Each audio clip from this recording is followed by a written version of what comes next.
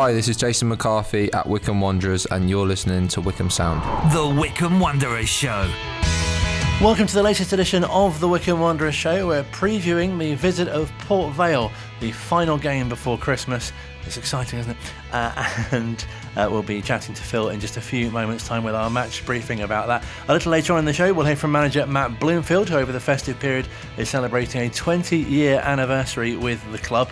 I know, that seems like a long time ago as well, doesn't it? That he first joined from Ipswich. Plenty to reflect on with him as well, with a brilliant point, as it turned out, at Derby last time out. Plenty to achieve over the Christmas period as well. We'll be reflecting on games to come. Thanks to the Wycombe Wanderers Ex-Players Association, we'll hear from President John Maskell, reflecting on 12 months of their activities, money raised for good causes, and also a bit of a look back at his illustrious career as well, which saw him play over 700 times for the club between 1964 and 1980, regarded as many of one of the best goalkeepers that the club has had in its history. We've been very lucky with goalkeepers, haven't we, at Wycombe Wanderers? Also, we'll be hearing about a brilliant initiative from the Wycombe Wanderers Trust.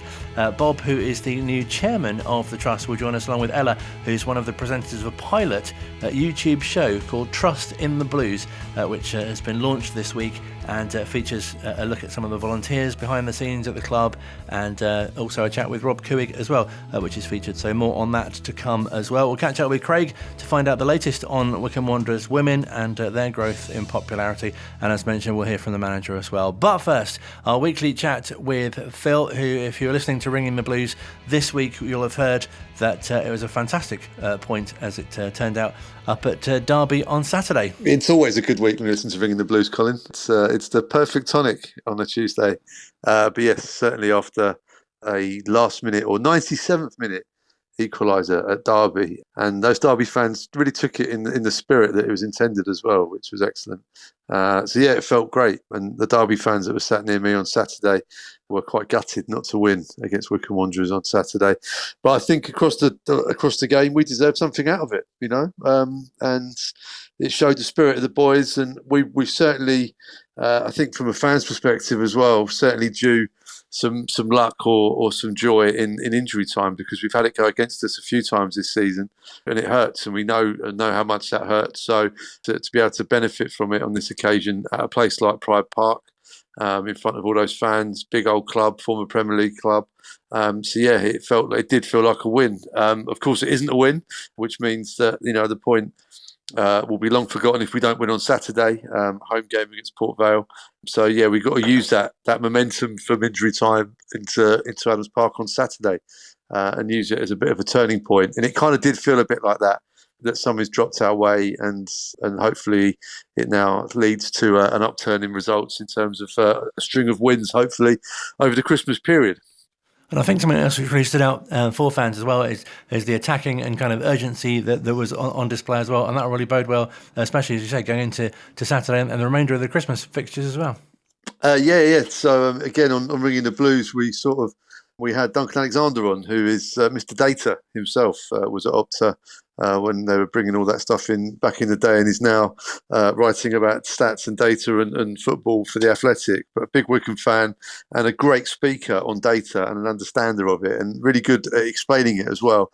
Because I've noticed as well that Matt Bloomfield refers to his data quite a lot in his post-match interviews, and I was noticing as well a lot of the fans were frustrated by the results, and then those who don't buy into the data or want to understand it, which is absolutely fine and valid if that's the viewpoint, we're saying there's only one stat that's really important, and that's the amount of goals that have been scored. And of course, it's a results business. But just to get the background on the stats and the data and the underlying information that provides long term, and how it's used along with all the other things, traditional ways of football training, was really, really interesting. But, you know, the stats pointed to a really good performance by Wycombe Wanderers on Saturday. And, I think hopefully, like I say, we can build on it. Again, the stats against Shrewsbury showed a much better performance, but obviously we lost that one. So we need to make sure that the performance is there on Saturday, and the points from the board as well. That's really important, I think, going into Christmas. Because the XG is something you hear about a lot, and the XG must be rising a bit at the moment as well. Yes, yeah. XG is a stat that we've been used to now for about 5 or 6 years. But there's no column on the league table for XG. It's just an indicator. It's an underlying bit of information. But you've got to take your chances when you're on top and when you're in the final third. The other phrase I was taught by Duncan on Tuesday was field tilt, which shows you who's had the most play in the opposition's final third, or their defensive third, and things like that. So I was quite encouraged by that stat, because I was kind of one of these people who was a bit sort of nonplussed about passing stats when you sort of watch a team, their two centre backs pass the ball between each other for 25 minutes, and then at the end of the game, the manager comes out and says, we made 607 successful passes, and they were all on the edge of their own penalty area. And you think, well, okay, good for you. But when this field tilt thing is about the amount of touches you get in the opposition's final third, which obviously is a much more dangerous place to do it, and dare I say, more effective place to do it if you can. So it's been good to kind of drag my sort of Neanderthal brain into the future of football data and understand it a bit better. And did you learn anything from Felix on Tuesday as well? Yeah, absolutely. Always, mate. Yes. Yeah, it was good to have a co-host on Tuesday night, although slightly unannounced. Last time I saw him, I'd put him to bed. He was sound asleep, and then all of a sudden, there he was. And I'm not sure what it says about the quality of the podcast, but he soon went to sleep again when it finished. So, yeah. A lesson for us all there. Exactly. If you're having trouble sleeping, I'd fully recommend it. And also, I think Port Vale, they seem to be a side who are, in similar situation, only a couple of points above us in the table as well, of course. Yes, yeah, a team that have had a sort of a patchy start in the league, certainly, but they've been sort of stuck in some cup competitions as well. In fact, on Tuesday night this week, sold out, I think, a game against Middlesbrough at home in the League Cup. Lost that one 3-0, which was a bit of a free roll, really, wasn't it, for them? I don't think many people were expecting them to win, but obviously under the lights, magic of the cup, etc. But it certainly engaged the fan base and got the fans out for it, and they put out a strong side. The week before, they played in the FA Cup replay against Stevenage and were taken the whole way, lost on penalties, having been ahead for the vast majority of that replay as well, which would have been a bit galling for them. So hopefully these extra minutes in the legs will count in Wycombe's favour on Saturday that they've played, although it was a home game on Tuesday, but hopefully that would have sort of drained them, hopefully, so they'll be a little bit slower. But sometimes that can be the case, but often it's not. Sometimes they'll use it as the momentum. But yeah, had obviously they won against Middlesbrough, then they'd have sort of bounded into Adams Park and been full of the joys of life. But hopefully Tuesday night will take its toll in the latter stages of Saturday's game. And I think it's been pointed out, possibly by yourself, that Boxing Day will mark kind of the halfway point in the season, and I think sort of what would be your sort of first half of the season analysis of how it's gone so far. Well, I think it's fair to say that we're not overly pleased with the league position, but it's a tight league. I think it's all still to play for. I think there's been several challenges to overcome in the first half of the season, namely sort of injuries to key players and a disrupted side. But every team in the league will point to that at some point as well. So, yeah, I think there's been lots of encouraging signs. There's been a big sort of development in terms of how the team play. It's a very different approach to what we've been used to down the years. So that doesn't happen overnight. As we know in pre-season, the huge overturn of players as well. So yeah, and I think a bit like last season, we had a good run around this time last season, and around February time we were knocking on the door of the top six, and it can just show you what you can do at this stage of the season when the games are coming very, very thick and fast. You can accumulate points very, very quickly, and Wycombe need to hopefully build some momentum now over the festive period to do so, because there's always a couple of teams that surge up the table, and there's no reason why Wycombe can't do that. But yeah, they need to start putting some results together. And I've noticed, especially in TV interviews, that the reporter often asks, a manager how pleased he is with something or how happy he is with the performance. So how important will these festive fixtures be to sort of turning this sort of fortunes around, if you like? Well, yeah, like I said, in the space of sort of 10 days, you can, accumulate a potential like 12 points, which would be fantastic, But, equally, all the other teams are going to be trying to do that too. That's the beauty of football. But yeah, it's it's going to be a challenge for all the teams involved in terms of managing their resources and the loads on the players and all the other bits and pieces, whilst also looking after the one metric that we mentioned earlier, the results. So I think with players coming back from injury now, Kane Vincent-Young, Jack Grimmer, Sam Vokes, David Wheeler recently coming back too, Jason McCarthy, Freddie Potts, the manager saying today, not far away. So the cavalry's arriving, and they're really good players, strong players. So if they were to be made available again, then you would assume that things would start to look up on the pitch as well, and freshen things up a bit, possibly, or add that element of competition. In terms of Freddie Potts, the quality that he was adding alongside Josh Scowen and his movement of the ball through the thirds, I think was really important to how we were playing, and they were in a really good rhythm in September, and we had some really good results in that time, and I don't think that's a coincidence. So we've missed him. We've missed Jason. He's only played, I think, 5 or 6 minutes this season. So he'll be great to be back around. And, just to see the impact that Kane Vincent-Young made on Saturday in the second half at Derby County. Really, really promising. And it was great to hear the gaffer saying just how impressive he'd been in training as well, and how they're having to sort of hold him back almost a little bit because of his hamstring injury that he had and he's recovered from now.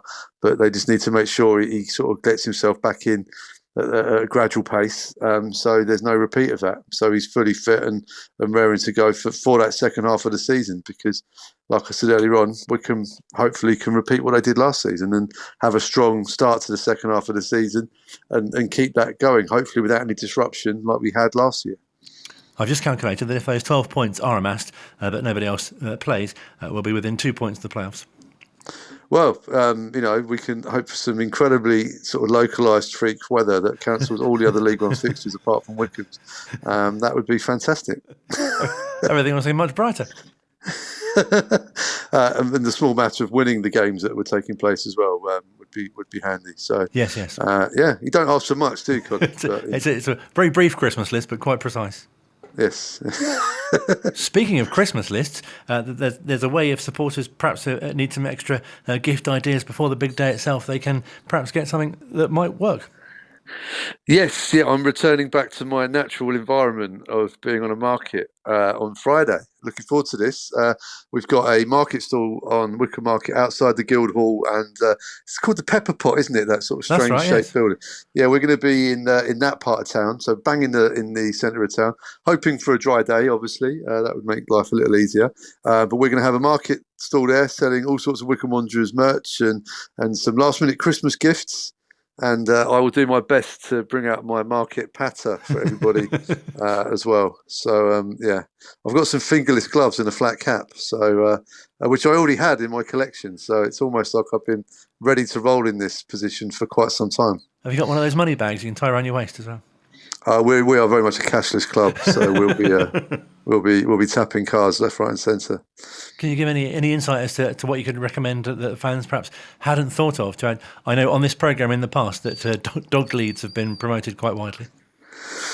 Well, who doesn't need a dog lead 2 days before Christmas in Wycombe Town Centre? So, if you do feel, caught short in that department, then we'll be happy to help. There's some new Wycombe Wanderers coasters, which I've seen online today, which look very exciting. If you're having a sort of a large drinks gathering over the festive period and you don't have enough coasters to protect your nice tables, then that would certainly be something I'd recommend. And there's going to be all sorts down there as well. So it'd just be nice. And I think more importantly, it'd just be lovely to be in the town centre with some Wycombe Wanderers stuff and having Wycombe in the town centre, talking to people. It's a great place to be in terms of footfall and people walking around. Hopefully we can engage with people who might not realise that there's a football club in their town. Because, one of the criticisms that I think justifiably thrown around Wycombe Wanderers is that we don't really have a presence in the town centre since a long, long time ago when the shop was taken away. We are out on the outskirts of town. So I think it's really important that we do go into town and do this. And I think just by being in the town centre in the market and being able to stop and talk to people and make them aware that we're there will be a really positive thing. And I really hope it's a success on Friday, and I would love to do one of these every month and really help people to learn about the club, but also our existing fans who may not find it convenient to go down to the bottom of Hill Bottom Road in a week to go to the shop. in between games or something like that. So, yeah, hopefully it's a success and we can build on it and start to find a nice platform in the town centre and raise the awareness of Wycombe Wanderers. The day before a home game seems very good timing as well. Yes, and 3 days before Christmas. So if, like me, you've done absolutely no Christmas shopping yet, don't worry. We'll be there on the market on Friday to help you out. Well, hopefully there'll be a good result on Saturday, and I wish you a very happy Christmas as well. Thank you very much, Colin. Happy Christmas to you too, and thank you for all of your excellent work this year. It's been a pleasure to do another half season, isn't it? Absolutely. No, it's been a real pleasure. Thank you for your time and being part of the show, to making it what it is. Absolute pleasure, mate. Yeah, happy Christmas, and I'll speak to you in the new year. Online, on Radio Player, and on 106.6 FM. This is Wycombe Sound. The Wycombe Wanderers Show, Thursdays from 7. 106.6 FM, Wycombe Sound. Still to come on this week's edition of the Wycombe Wanderers Show, we'll hear from manager Matt Bloomfield. We'll also hear from Craig, who looks after a lot of the coverage of Wycombe Wanderers Women, to reflect on the season that they've had so far, and also a brilliant new initiative from the Trust as well, who've launched a YouTube show this week. I know. The pilot episode is out. It's called Trust in the Blues and features a number of youngsters, two of which are from Wycombe High and from John Hampden as well. A great initiative to get more youngsters following the club. But first, thanks to the Wycombe Wanderers Ex-Players Association, I'm very pleased to say I've been speaking to John Maskell, who's their president, and also, of course, holder of over 700 appearances for the club on what a 12 months it's been for the ex-players. As you know, since being set up 13 years ago, and that's a long time, the ex-players, in my opinion, have gone from strength to strength, and possibly this year was probably the best yet. I say that because the annual quiz was a great success and attended by over 150 people. The bowls and golf were another success, and of course the annual dinner at the clubhouse was probably the best yet. This was attended by nearly 200 people and celebrated the achievements of Martin O'Neill's and his team of the 90s. It was attended by many ex-players and club officials and supporters, and it was great to see the likes of Andy Kerr, the centre-half in the Martin O'Neill side, to make the long journey from Canada to be there, and as Jeff Anthony also came all the way from America. And I think you'll agree, Colin, that without any doubt, this demonstrates that there's something special about Wycombe Wanderers Football Club. Now, due to the success of the ex-players events, this year we're able to donate to our chosen charity for 2023, Prostate UK, the sum of £3,000. So things have looked up this year, and hopefully they will be the same for 2024. Is that what really stands out for you? Because it's not just the coming together of former players, and there's a real sort of sense of camaraderie and the social aspect, but also the fundraising as well. Yeah, I think the fundraising is quite important, really, and we've supported various organisations and hospitals, etc. But this year we've decided to go for the Prostate UK.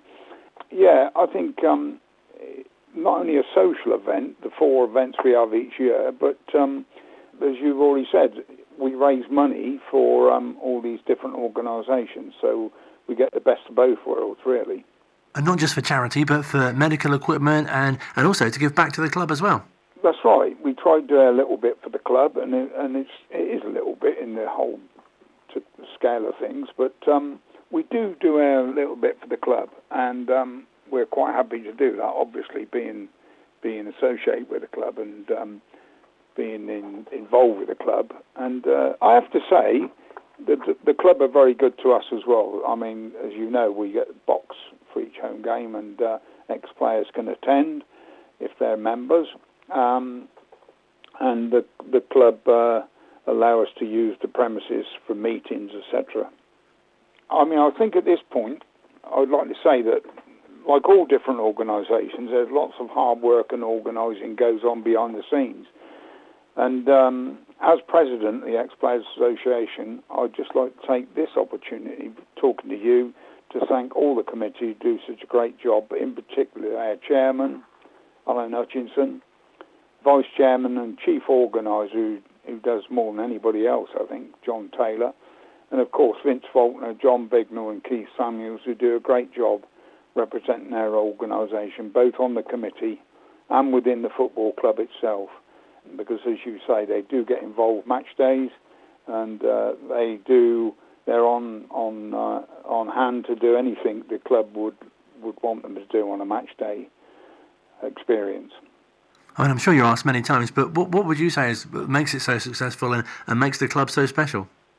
I think it is special, yeah. I've always said, if you look at the last 50 years since I played, the club has always been, or the supporters have always had something to look forward to, they've always had success.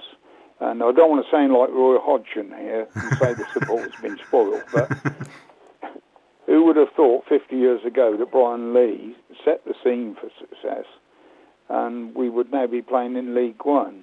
And I cannot think, and you'll correct me if I'm wrong, of another league club who've had so much success in such a short time. 50 years is a short time in football when you look at all these clubs that have been around for hundreds of years.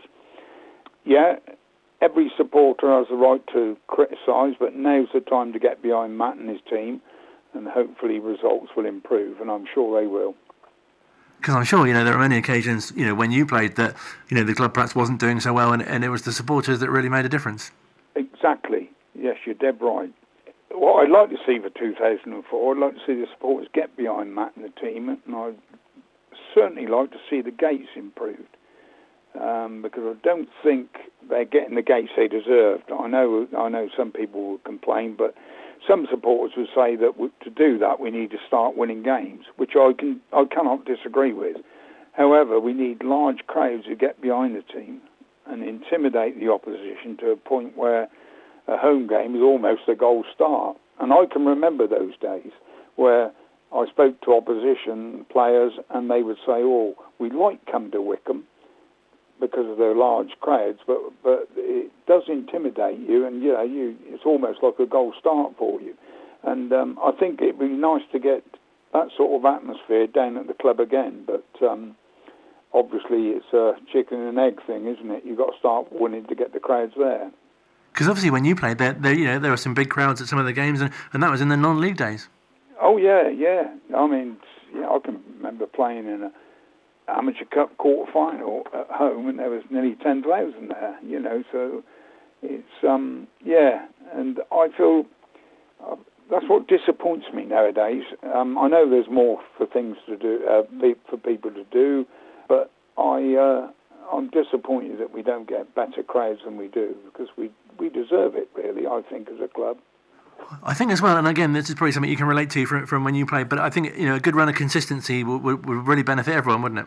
Yeah, it would. You're quite right. If we win 5 or 6 games on the trot, you'll see the gates improve.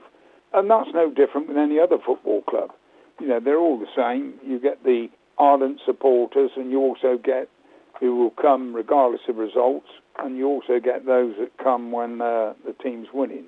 But I'd like to see more of a solid sort of gate every week. If you asked me to put a figure on it, I'd say that, I would think 5,000-6,000 should be every week. And of course, the big games, hopefully we get 9,000-10,000. But you're right, you've got to start winning to bring people into the club. Yeah. Because it feels like an exciting time, doesn't it? The manager's getting the team playing in a different way, and there's a really exciting group of players he's got there as well. Yeah, I think so. And I don't always go to the games, but I certainly watch all the highlights on television. I think they've been a bit unfortunate, actually. So I watched a few games where they should have won by 3 or 4 goals, and they haven't. And I think that's about confidence. And again, the crowd getting behind you, and because regardless of whether you're full-time professional or you're an amateur, it does affect you. If you're playing and the crowd start to get on to players, or give them some stick from the stands, it will affect you as a player. And certainly I can remember, when I had a few bad games, fortunately the majority of the crowd was sort of were behind me, and and behind other players when they had a loss of form. But I think, there is exciting times. I mean, it's not as though we're bottom of the league or anything. In fact, we were 2 or 3 points outside the playoffs not long ago. So I'm optimistic, and I hope that, as I say, that we turn the corner. And do you keep a particular eye out for the goalkeeping position as well? Because I'm sure, again, you can relate to this, but the goalkeepers tend to get a bit of stick when things aren't going so well. Yeah, that's right. Of course they do. It's the same old story, isn't it? You make a mistake and it's normally a goal, whereas a forward can miss 3 simple chances, then get the winner at the end, and he's the hero.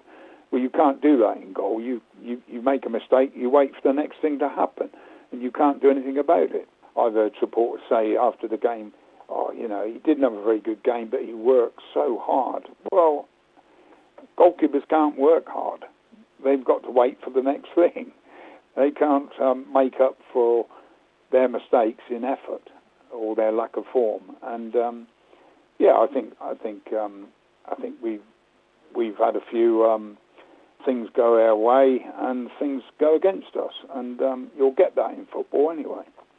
And did you find that was the key to your consistency? Because you're pretty much an ever-present in your time. Yeah, I suppose Brian used to say, you want players you can hang your hat on. Brian Lee used to say that. And what he meant by that, obviously, was somebody who, was consistent and somebody he could rely on. And I think that's the main part for me. I watch Match of the Day, I watch all these games, and you'll hear the commentators say, oh, what a brilliant save. And I'm thinking, well, it wasn't really. It was above him. He just touched it over the bar, made a big show of it. But it's the bread and butter stuff, like crosses, coming out, being brave. I mean, those are the things that really count at the end of the day, because you'll have more of those things to do than you will the 30-yard shot right up in the top corner that you tip over. And, I think goalkeepers are so important. I've always thought that anyway. So in my research, I've discovered that there were 18 players who played in goal during your time between 64 and 80. Yep, that's right. And I have to say, when I look back, I think, well, maybe I was a bit lucky, I don't know, because we've had some really good goalkeepers. I mean, Paul Barron, who went on to play for Arsenal and Aston Villa, he was a good goalkeeper. He came there as a young chap, and he didn't displace me, and some would have said he should have done, perhaps, I don't know, but he didn't displace me, and we've had several, really. Even there was a goalkeeper called John Pratt, who was their reserve goalkeeper, and I would say, no disrespect to John, but he was not the best squad goalkeeper we've had at Wycombe, and he went to Reading because I was offered a contract with Jack Mansell, the manager then, because they were short of goalkeepers, and it wouldn't have paid me to have gone there, the money they offered me. And John Pratt went there, and he said, well, I'll go there because they need a goalkeeper desperately. He was a teacher, so he could go back to his job at any time. And he went there, and believe it or not, he played, and you can check the records on this, he played 40 games for the first team. And then he come back to Wycombe afterwards when they didn't renew his contract, and he was second string again. But goalkeepers are important, and obviously Brian could have got any goalkeeper in the country, amateur goalkeeper, but he stuck with me.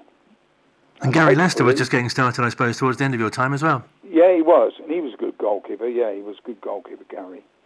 I like Gary. I thought he was, again, he's what I call a sort of bread and butter goalkeeper. He was brave. He did the simple things well, and he didn't make many mistakes. And that's what you want from a goalkeeper.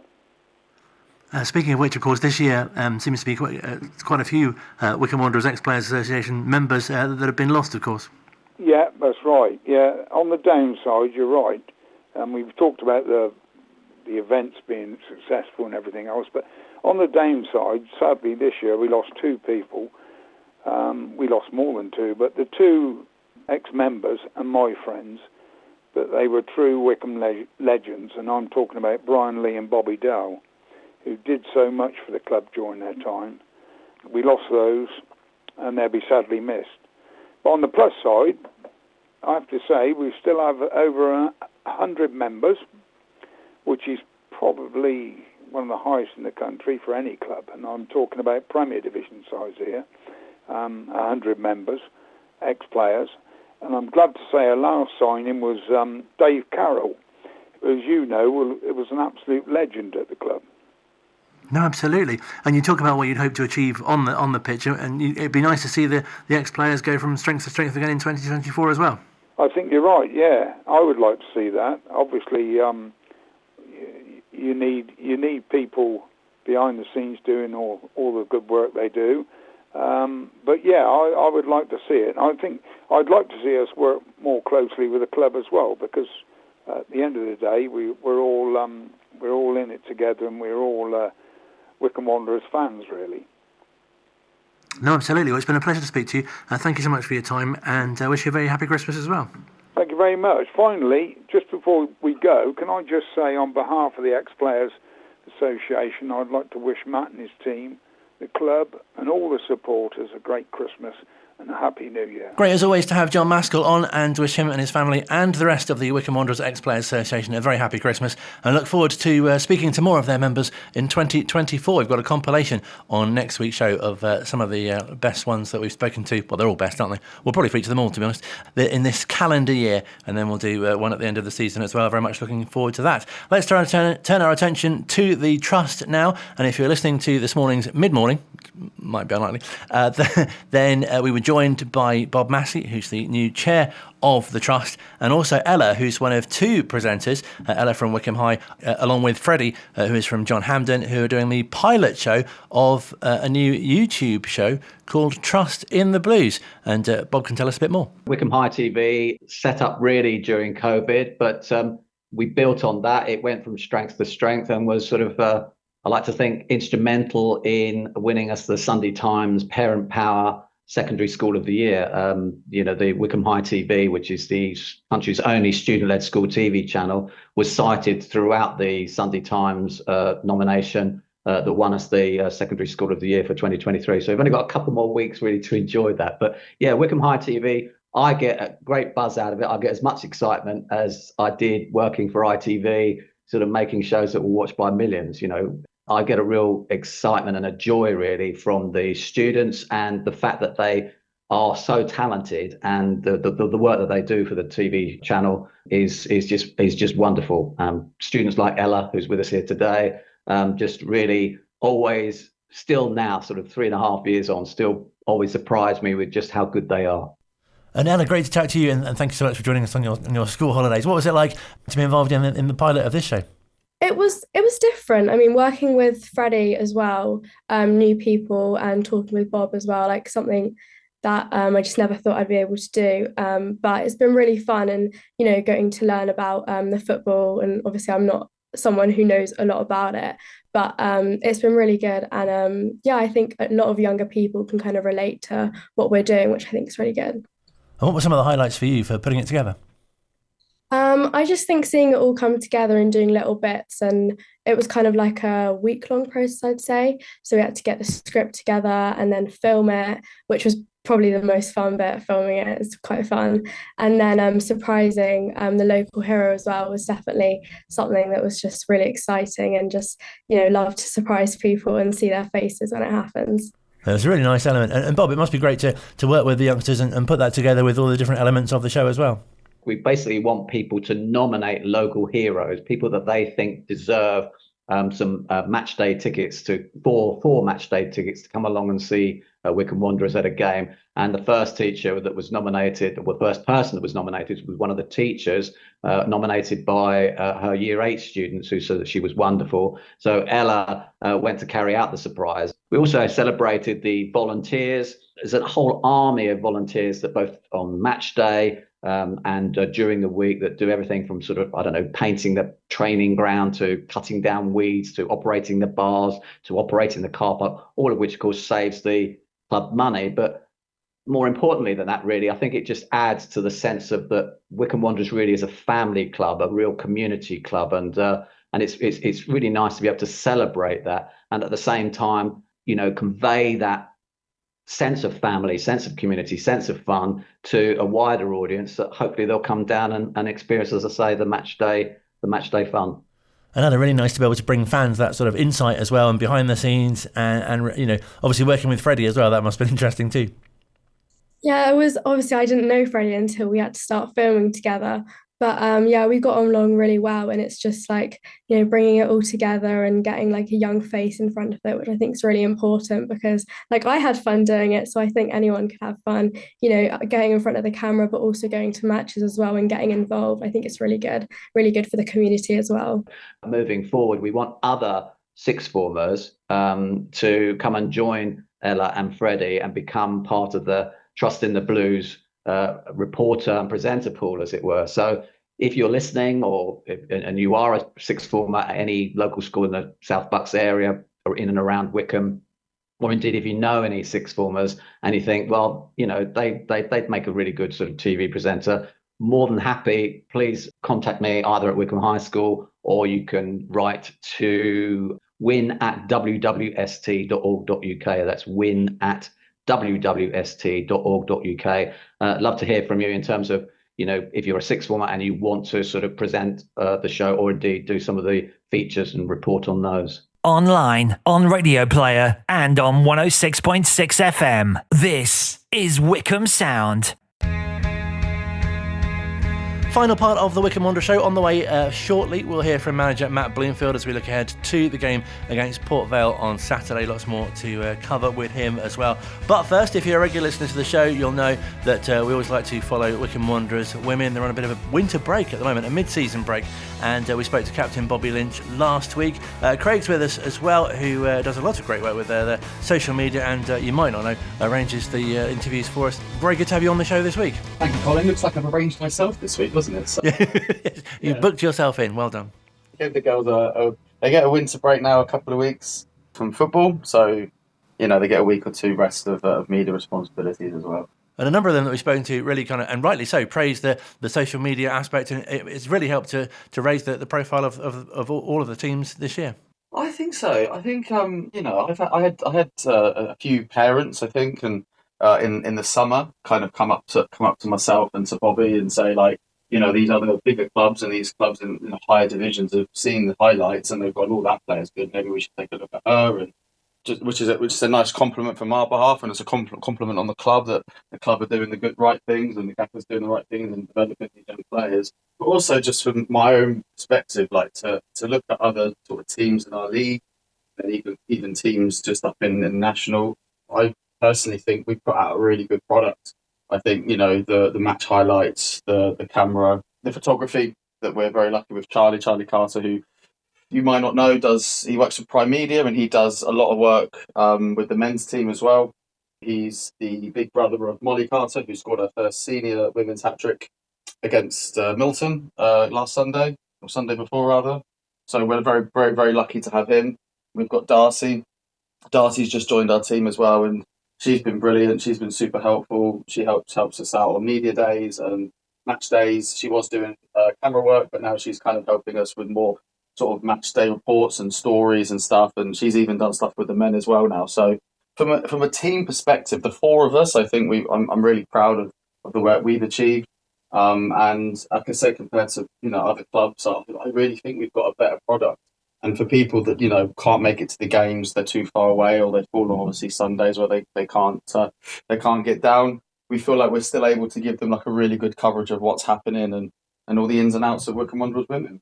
It does make such a difference, doesn't it, to have good quality, you know, images of the players and also video, as you touched on as well, and not just of the games themselves. You know, that's some really kind of behind the scenes stuff as well, and perhaps some not so serious aspects of the players' characters as well. Exactly, and I think that's if anyone wants to see maybe like a not so serious, as you say, our TikTok page is probably full of bits and pieces like that, where the girls just, you know, some of these travel days we have a couple of hours on a bus or in a car, so. Or you get to a changing room really early, and it's you know, you've got to find something to pass the time, and you know, the girls like making TikToks and they quite enjoy doing stuff like that. So, you know, it comes to everyone. So, you know, the more the girls get involved in it, and they are really good now in sort of getting involved with stuff and wanting to do things and, you know, help out the team, because at the end of the day, me and Bobby, Charlie and Darcy, we will do our best. But the more the players get involved, like anything, the better anything can become. And it really adds to the relatability, doesn't it, of the players and other youngsters who want to follow in their boot steps. Exactly. I mean, we've had, you've talked to Bobby last week. You've mentioned it a few times over the last few weeks. We've had the Brownies came down not so long ago, and this season we've had in nearly all our home games, apart from one, I think, we've had mascots. Now the girls would only genuinely have mascots from what I know to also like a bigger games, like we had them at Adams Park and we had one in the FA Cup, the other FA Cup game we had last season as well. But the fact that we're having girls teams of like sort of under 8, under 9s coming down to Burnham and they're being mascots, and then in the stands afterwards they're so loud, and by the end of the game they're just like, oh my god, mum, dad, we need to keep coming to these games. These girls are role models to these young players, and it helps when we win, but these girls don't care. These youngsters, they just love seeing women's football and representation, which we all know has not been there for as long as it should be, and now it's coming more and more. And it's not there yet, but it's getting there, and getting girls teams down to Burnham to support the girls and to be mascots is I just think it's a huge part of that development, Colin. And something else which is new for this year is getting the 1887 and other such groups, behind the team as well.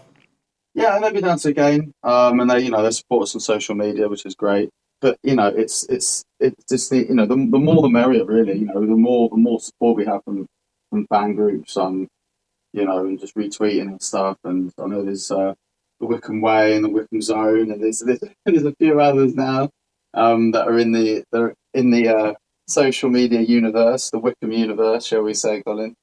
So the more these sort of fan sites and that get involved with us and do edits and TikToks and do little pieces and stuff, it just kind of makes us as much in the people's minds as much as the men are. If we can be in the same breath of a lot of those conversations, then we're doing something right. And as well, it's nice to ask the players, when they're on, if they have personal or collective goals for the remainder of the season. Is there anything in particular that you'd especially like to see the club do or achieve in terms of, between now and when their season finishes? I think for me, it's like a two-pronged answer to that. It's like off the pitch and on the pitch. On the pitch, obviously, I know Carl, the gaffer's talked about it before. Last season, Abingdon got promoted and Ascot finished second, and this season, I think Ascot are the team to challenge. So if we can get into that second spot or close to them, then that almost makes us the next team to do that and to make that jump. And that, from the 3-year plan that the gaffers come into when he started last season. So that for on the pitch, and obviously we're trying to win a cup. League Cup is a target. Last season we got a semi-final.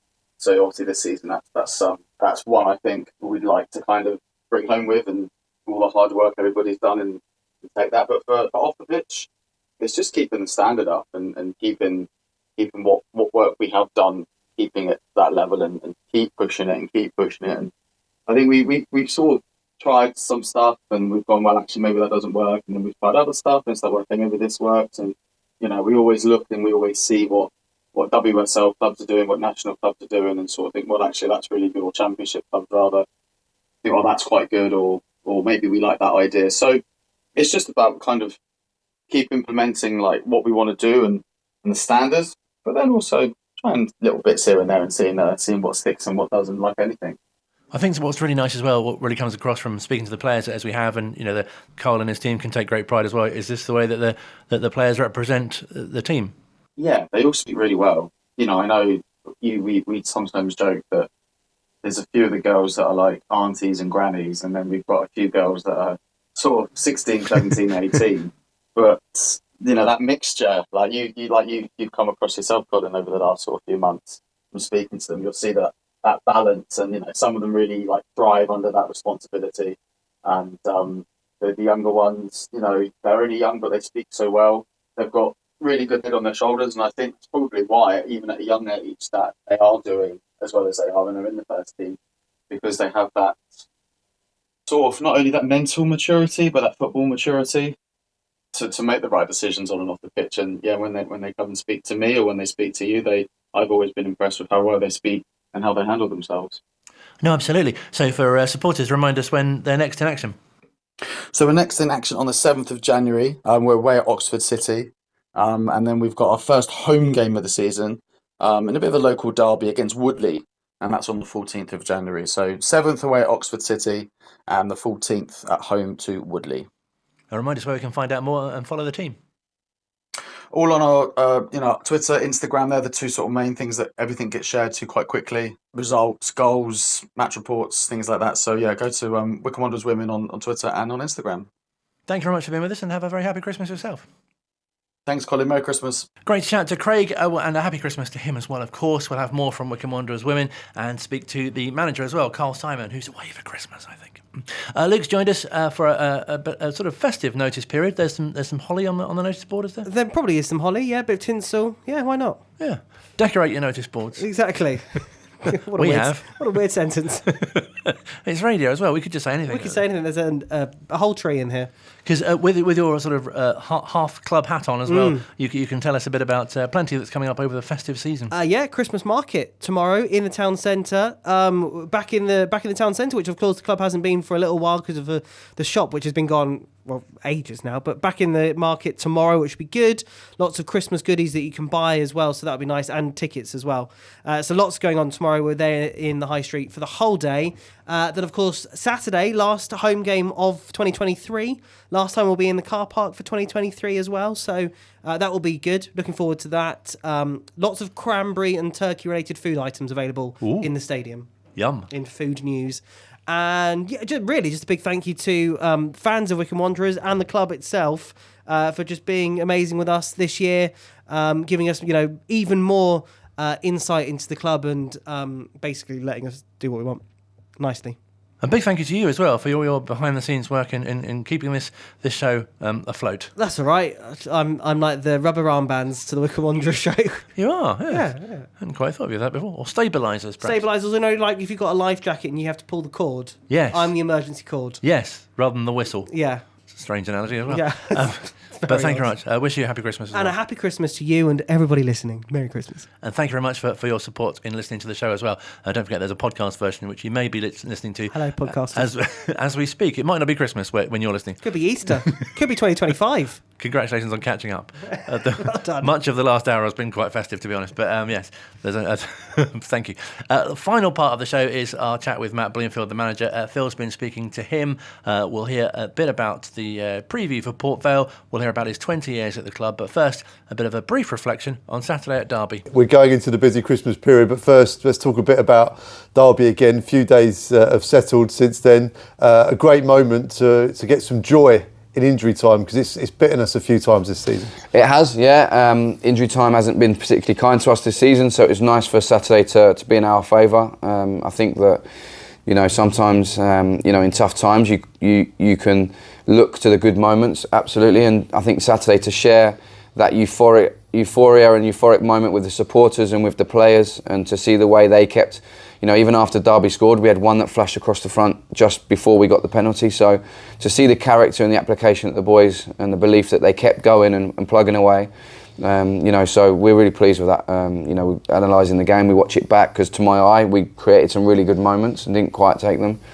And the stats say the same. I think it's Derby's lowest XG at home this season, lowest amount of shots, lowest box actions, so all the things that go into a performance, we managed to limit them.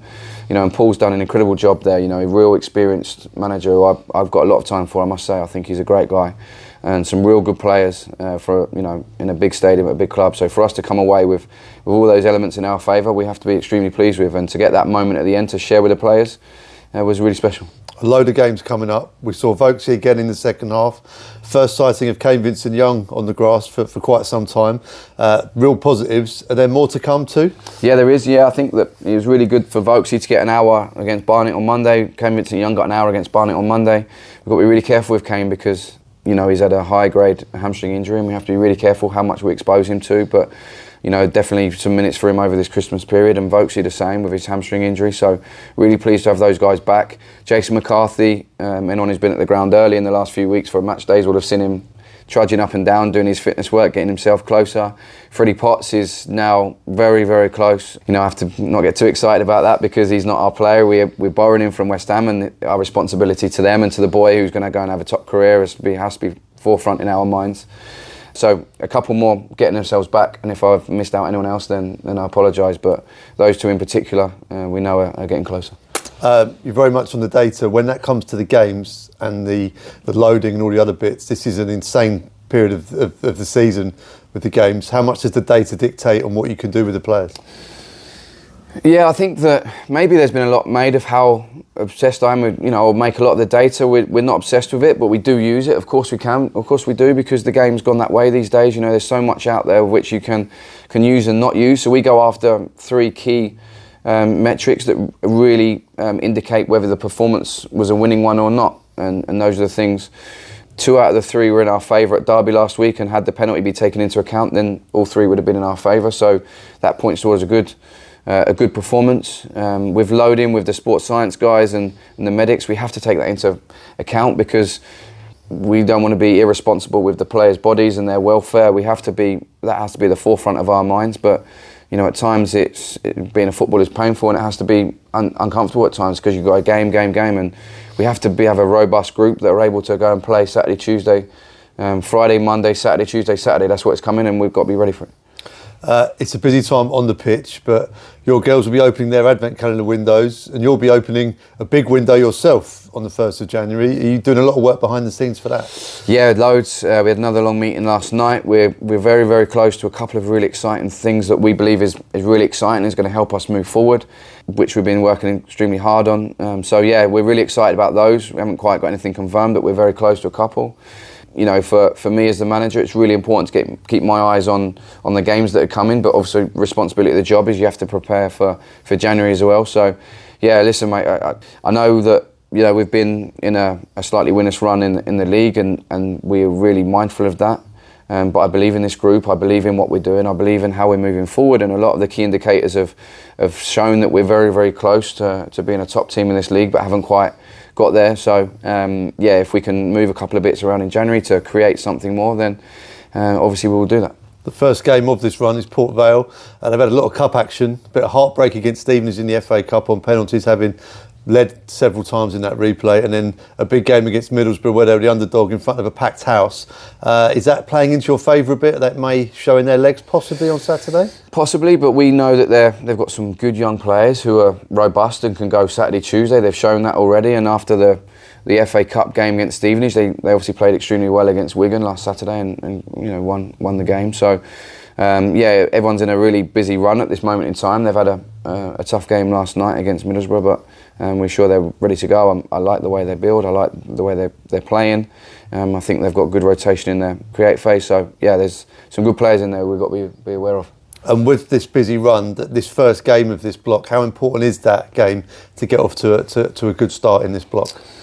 Yeah, it'd be incredible if we could get off to a winning start. Of course, that would suggest that you then move on to better things. But I think you have to be really cautious not to over-egg the first one. And if it doesn't go in your favour, then the whole thing comes tumbling down. So, yeah, we'd love to get off to a winning start on Saturday. We'd love to give our supporters something to cheer at home just before Christmas. That's what we've been working towards all week since Derby. And we'll be relentless in our pursuit of those 3 points on Saturday. We have to be ready to go, and we have to play on the front foot and give the supporters something to cheer, and that's what we're going after. And another narrative at this time of year, Christmas time, the time where you joined Wycombe Wanderers, and this weekend brings up 20 years, unbelievably, of your involvement at this club. Yeah, and Christmas Day this year will be 20 years to the day since I trained at the stadium, travelled down to Brighton for the Boxing Day game, spent a night in a hotel with a group of guys that I'd barely known, which was a complete change for me, usually being at home at Christmas during my teenage years at Ipswich. So yeah, 20 years, it's in one way it's flown by, but in another way it's feels like I've been here my whole life. It's been a massive chunk of my life, my family's life, the amount of times they've made the trip to come and watch at Adams Park. I've said it before, and I reiterate how proud and privileged I feel to be manager of this football club. It's meant a huge amount, and I think I came here with a huge energy to create a selfish career for myself, because at that point that's all you know as a player is to be selfish, to create something for yourself. And my energy is no different now. I know what I want to create as a manager, but it's more of a selfless one for the whole football club, because I know what this club means to so many people, and I'm driven to make sure that happens. We're focused on doing that over the festive period. Always excellent to have the manager on the show, of course, and we'll hear more from him over the Christmas period. The visit of Port Vale on Saturday, 23rd of December, kick-off at 3 o'clock. Tuesday, or Boxing Day as it's better known, also 3 o'clock down at Exeter. And then on the 29th, Friday, Leyton Orient away as well. That's a 7:45 kick-off. You'll hear all those games live here on Wycombe Sound, of course, as well, with full match commentary and build-up ahead of kick-off as well. And as Phil mentioned a little earlier on, hopefully we'll come away with maximum points from those games, and then New Year's Day as well at home in League One to Bristol Rovers. We'll be previewing those. Next week on the show, we'll be doing the QBC draw live with Bob, who we spoke to a little earlier on, and Alan Cecil will be joining us as well. And lots more to reflect on the next week's show. Have a very happy Christmas.